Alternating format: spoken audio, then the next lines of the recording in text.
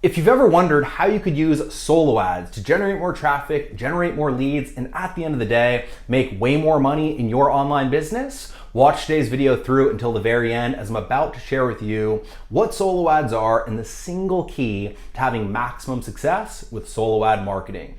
If this is your first video, my name is Misha Wilson, and over the course of the last few years, I've done over $15 million in total sales. I've generated now well over 1 million leads. And I've done much of it with email marketing or solo ad marketing. So what I'm going to be sharing with you here today is based out of practical executed knowledge, not theoretical knowledge. And once again, take this one thing I share, use it, create more profits. With that said, let's dive in. Welcome to the Misha Wilson Show, where we show you how to create massive success online so you can enjoy the lifestyle of your wildest dreams. All right, so what we're gonna be talking about here today is firstly what solo ads are. I kind of want to explain it. I've talked about solo ads quite a bit, but I got a question from a subscriber when it comes to, you're always talking about solo ads. What are solo ads, right? So I want to firstly take the time to explain what solo ads are, why they can be a huge shortcut for you and your business if you're brand new and you're just getting started. And then secondly, talk about the one thing that you need to do correctly if you want to create profit, maximize your profit, and make a bunch of money with solo ad marketing. So essentially, when you first come online, there are a bunch of different ways you can get traffic, right? You can use Facebook ads, you can use YouTube ads, you can use Bing ads, you can set up different Google pay-per-click campaigns, right? But usually what a marketer will do is the first step in their process is to ask for an email address. So someone gets taken from an ad to a page that asks for an email address. You might be giving away a free report or a free video, a free webinar, something of the sort. Someone will give their email address and then get put on that marketer's list. All right, so they become an email list subscriber. Then from there, once again, that marketer starts mailing those leads every single day. If they're a good marketer, they're building a relationship, they're making offers, they're making sales, they're hosting webinars, they're doing all the different things that goes in to going ahead and maintaining a list well and really building a relationship with that list. And so when you first come online, that's what you usually do when you first get started. You try Facebook ads, you try YouTube ads, you try Google ads, you go through all the different options when it comes to getting traffic. You're trying to build your list, you get frustrated, Facebook shuts you down, YouTube's really hard, blogging takes 10 years of your life to ever generate a single lead, and you end up in this place where you're going, God, it's so hard just to build my list, right? Or I know how that's how I felt when I first got started, right?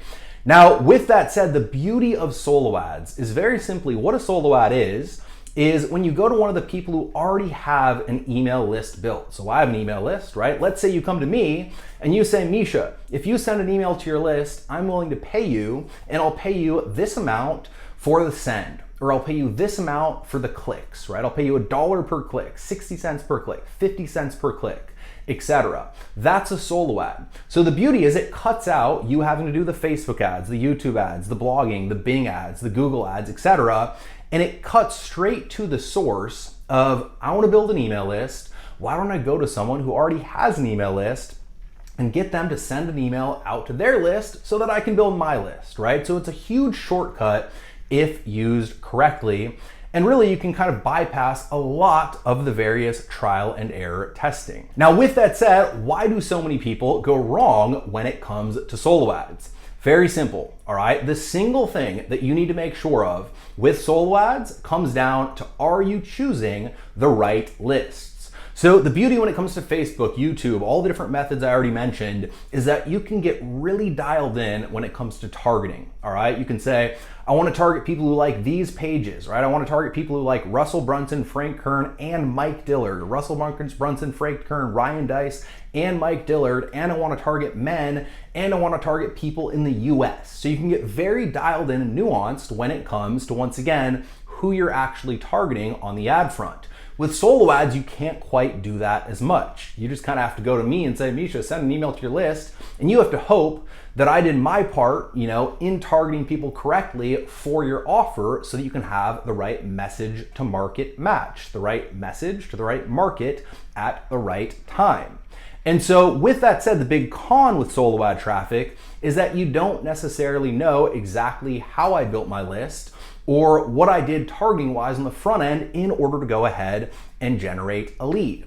And so with that said, what you have to do is you need to double down and you need to spend the correct time on the vendor selection process. You need to select the right vendors. You need to find people in your marketplace. I usually look for people who have generated sales with an offer very similar to mine recently. I usually look for people who are sending only 90% top tier traffic, meaning people, from the English speaking countries, sometimes only US traffic, right? I try to dial it down to people who not only send sales messages, but also send value to their actual lists. Oftentimes, I'll get on an actual email list, I'll hang out on the list for a little bit, and I'll see what it's like to be on that list. Are they just sending, super scammy, spammy messages to their list? Or are they providing value? Are they sending them videos like this one? Are they sending them entertainment-based blog posts? Are they actually doing something other than just selling in order to go ahead and build a relationship? And if they're building a relationship, if that list was built with top tier traffic, meaning you can get top tier traffic, if the people on that list are buying offers similar to the offer that you're going ahead and selling, and if that person hasn't gone ahead and promoted your offer very recently to that list, that might be a list that you want to tap into. Now, with that said, when you tap into that list, you still want to do things in a certain way. All right. When you find a list, don't just say, all right, send me 10,000 clicks. Here's, $6,000, send me 10,000 clicks. I'm all in. If this works out, great. If it doesn't, I'm out of business. That's the last thing we want to do. What we want to do is we want to start and we want to test very small. All right, we want to look for, once again, high quality traffic. We want to look for lead conversion. So we want 40% of the people who hit our landing page to convert into an actual email list subscriber. And then we want somewhere around 1 to 3% to convert into a sale. With Facebook ads, YouTube ads, it would be more like 5 to 10%. Solo ads tend to be a little bit cheaper, which is a pro, but they also tend to have a little bit lower conversions, which is a con. All right, so we want to once again test small. Send 100 clicks, send 200 clicks. Usually I'll start out with about 250 clicks. I'll send someone, $125, 50 cents a click, send me 250 clicks, let's see what you got. If, once again, this does well, I'll buy more clicks from you. That way that person's incentivized to send their best clicks to me. Once again, I can see how it does on a very small level. If I don't generate any sales, if I just kind of spend the 250 bucks, and it's like I burned through the cash, well, guess what? I'm not buying more.